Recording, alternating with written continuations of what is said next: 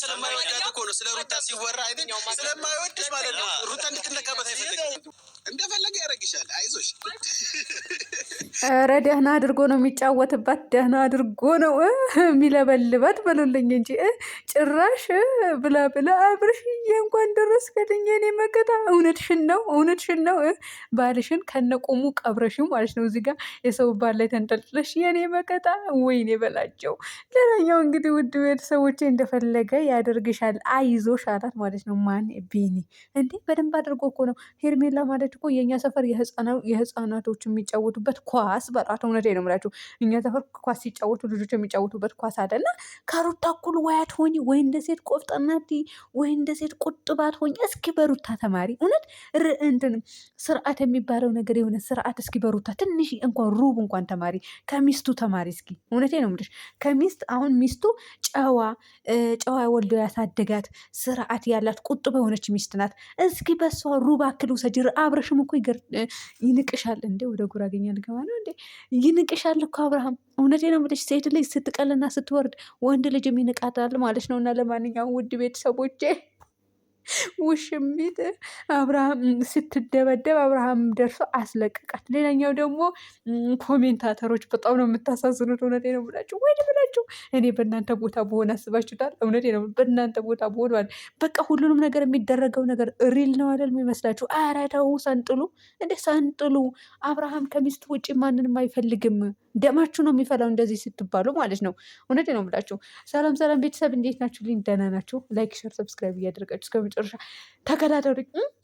ሩታዬ ዛሬ ሸንቀጥ ብላ ፏ ብላ ድምቅ ብላ ልደቷን እያከበረች ወንድ ሳታመጣብን ሳትጋጋጥ ሳትላላጥብን ማለት ነው። ቆፍጠን ብላ በእድሜ ላይ እድሜ ይጨምርላትና እና እንደዛ ስታደርግ ነበር። ብቻዋ ባልዋ እንኳን የለም ከሷ ጋር ጋይስ፣ ባልዋ እንኳን ማለት ነው ካሜራማን ነው እሱ የሚሆነው።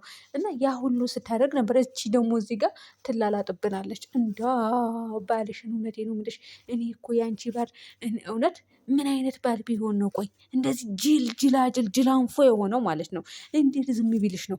እንደው አንድ ቀንማ እሱን አግኝቼ መናገር አለብኝ። ምን ያክል ጅል ብትሆን ነው በገንዘብ ሚስትህን ሽጣ የምትተዳደረው ነው የምለው። የምሬ ነው የምላችሁ ጋይስ። አያስጠላም? አይደብርም እንዴ? ይደብራል እኮ ጋይስ። ሩታ እኮ 2 ቀን ነው ከዚህ ልጅ ጋር ቪዲዮ ሰራችሁ ከደስታ የሚባለው። ከዛ ውጭ እኮ አልተላላጠች፣ ምን አላለች፣ አልተጋጋጠች። በቃ ስርዓቷን ይዛ። ቤተሰብም አይወድም እኮ ጋይስ። አንዳንድ ቤተሰብ ለገንዘቡ ሲል ራሱ እናንተ አትርፋችሁ ወይም ደግሞ የምትሰጡት ነገር ነው የሚያየው እና ያ ስለሚያይ ዝም ሊላችሁ ይችላል። እቺ ልጅ ጋር ሩታ ማንንም ዝም አላላትም ማለት ነው። ሰሞኑ ከዛ ልጅ ጋር ቪዲዮ ሰራች አይደል? ሁሉም ነው የተቆጣት በውስጥ መስመር፣ ሁሉም ተናግሯታል። ከዛ አቆመች። በቃ በራሷ ዓለም የምትኖር ልጅ ናት። በራሷ ዓለም ማለት ነው። ክብሯም የምትጥል አይደለችም። ከዚህ በፊት ራሱ ክብሯ ማስደፍር አታውቅም። ለማንኛውም ውሽሚት አይዞሽ። ውሽሚት ባልልሽ ደስ ይለኝ ነበር እውነት ለመናገር። ምክንያቱም ባል አለሽ፣ የልጅ እናት ነሽ፣ ልጅ አለሽ። ግን አንቺ ክብርሽን ጥለሽ እዚህ ጋር ስትላላጭ ታናድጃለሽ። እና ለዛ ነው ይሄ ስያሜ የምንሰጥሽ እንጂ ሰውን ጠልተን አይደለም። እና ኮሜንታተሮች ደግሞ ረጋ በሉ፣ ሰከን በሉ። ልክ እንደኛ ብልጥና አራዳ ሁኑ ማለት ነው። እውነት አብርሃም ሶስታቸውም ገፈተራቸው፣ እንደዚ ያደረጋቸው እናንተ ስታስቡት ማለት ነው። ሊጠይቃችሁ እሺ፣ በአንድ ነገር አትነቁም እንዴ? በአንድ ነገር እኮ መንቃት አለባችሁ። በሱ ምንድን ነው አሁን አብርሃምና ሩታ ተለያይተው እሷን እንደሚያገባ እሷን እንደሚፈልጋት እሷን እንደሚወዳት አይደርጋችሁ ነው የምታዩት። ግን አይደለም። ሴት ልጅ እኮ ክብሯን ጥላ የምትላላጥ ሴት ወንድ ልጅ አይፈልጋትም። እንኳን ለትዳር ለአዳርም አይፈልጋትም። አሁን የምትነቁበትን መንገድ ላስረዳችሁ። ቤኒም ደስታም እንትና ማን ነው ፈረንጁ ምንድን ነው ያደረጉት? መግቢያ የሰራው ማን ነው? መግቢያ የሰሩት እነሱ ናቸው። በማ ቤት? በእሷ ቤት የሚለቀቅ ቪዲዮ እነሱ በእሷ ቤት መግቢያ የሚሰሩ ይመስላችኋል እንዴ? በክፋት ከሆነ ይሄ ነገር የሆነ አብርሃምና እነሱ የተጣሉ አብርሃምና ሩታ የተፋቱ ምን በቃ እንዴት ልባላችሁ? እቺ ሄርሜላ አብርሃምን የምታገባ ቢሆን ማለት ነው እነ ፈረንጁና እነ ቤኔ እነ ደስታ መጥተው መግቢያ ሰርተው ቪዲዮ ሰርተው በእሷ ቤት አይለቀቅም። እሺ ፋራ አትሁኑ፣ ስግጥ አትበሉ፣ ንቁ። የአረብ ሀገር ሴት ነቄ ናት እንዴ! ስግጥ ያላለች ናት። በቃ ቆፍጣና ናት፣ ጀግና ናት፣ ጎበዝ ናት። ስለዚህ ንቁ። በድራማ ዓለም አትሸወዱ ማለት ነው። እሺ ሰምታችኋል ብዬ አስባለሁ። እነሱ እኮ በደንብ አድርገው ድራማ መሆኑን እያስረዱ ነው፣ በደንብ አድርገው እያሳወቁ ነው። እናንተ ግን ጅሎች ናችሁ። እውነቴን ነው የምላችሁ። እናም እንደዛ ስትሉ ለነበራችሁ ነው። እሺ ደከመኝ እናንተ። ለእናንተ ማስረዳት እኮ ድንጋይ ላይ ውሃ ማፍሰስ ነው። እውነቴን ነው የምላችሁ አንዳንድ ልጆች እና ታሽቃብጡ ለማለት ነው። ሰምታችኋል? ታሽቃብጡ። እውነቴን ነው የምላችሁ። አብርሃም ኖሩት አልተፋቱም፣ አልተለያዩ፣ አብረው ነው የሚኖሩት፣ አብረው ነው የሚያድሩት። አለቀ።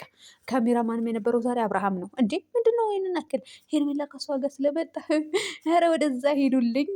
እንደዚህ እንደዚህ መበሻሸቁ ላይ ምናምን ለእናንተ ነው መበሻሸቁ፣ ለእናንተ ነው መንጠልጠሉ፣ መደጋገፉ፣ መሳሳሙ።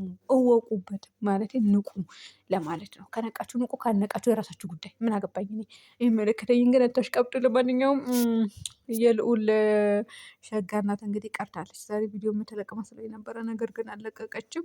በራሷ አለም ፈታ የምትል ልጅ ናት። እውነት አይሩ ታየ እጥፍ እጥፍ እጥፍ አድርጎ በቃ ስርዓትሽን እጥፍ አድርጎ ይስጥሽ። እውነቴ ነው የምልሽ እንደ ሌላኛው ሰው መጋጋጥ፣ ከወንድ ጋር መላለጥ ምናምን በቃ ትዳሩ አክብራ የምትኖር ሴት።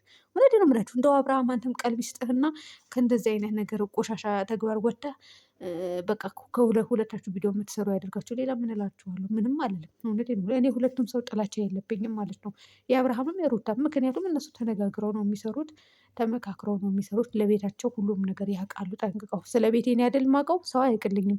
ስለዚህ እነሱም ያውቃሉ በደንብ አድርገው። ግን ከሴት ጋር ምናምን እንደዚህ ሲሰራ ያስጠላል። እና ለምን ልጅ አለ፣ ልጅ የማይሸማቀቅበት ነገር መሆን አለበት ነገ ቀን ማለት ነው። ለዛ ነው ውድ ቤተሰቦቼ። እና ሄርሜላ የሚያገባት እንዳይመስላችሁ፣ ሄርሜላ ባላላት ብለን በተደጋጋሚ ተናግረናል። የሚሰማን የለም። ፈጣሪ ሆይ እናንተ ለምንድን ነው የማሰሙት? እውነቴን ነው የምላችሁ። ትዳር ኖሯት ባሏ ነው አሁን ጅል የሆነው፣ ጅላጅል ጅላንፎ። እንደው የወንድሜ ሚስት ብትሆኝ ፈጣሪ ወይ ትዕግስቱን ስጠኝ። እንደው የወንድሜ ሚስት ትኖሩ ይሆናል፣ ፍቅረኛ ምናምን የምትባሉ ትኖሩ ትችላላችሁ። እኔ ክፉ ሴት አይደለሁም። ለማንኛውም ማለቴ ካዳመጣችሁ የምትጀናጀኑ ካላችሁ ከወንድሞቼ ጋርና ማለቴ እንደዚህ አይነት አሁን ወንድሜ ችላ ብሏት ሄዳ ከሌላ ሰው ጋር እንደዚህ ቪዲዮ ተላልጣ የምትሰራ ቢሆን አይ በመጀመሪያ ደረጃ በእኔ እጅ ነበረ የምትጠፋው። ጋይስ እውነቴን ነው የምላችሁ፣ በእኔ እጅ ነበረ የምትጠፋው። ዘር ያሰድባል እኮ እንደዚህ አይነት ሰው። በዛ ላይ ደግሞ ልጅ ኑሮ ኧረ ወደዛ ክብራችሁ አትሽጡ። እውነቴን ነው የምላችሁ፣ ክብራችሁ አትሽጡ።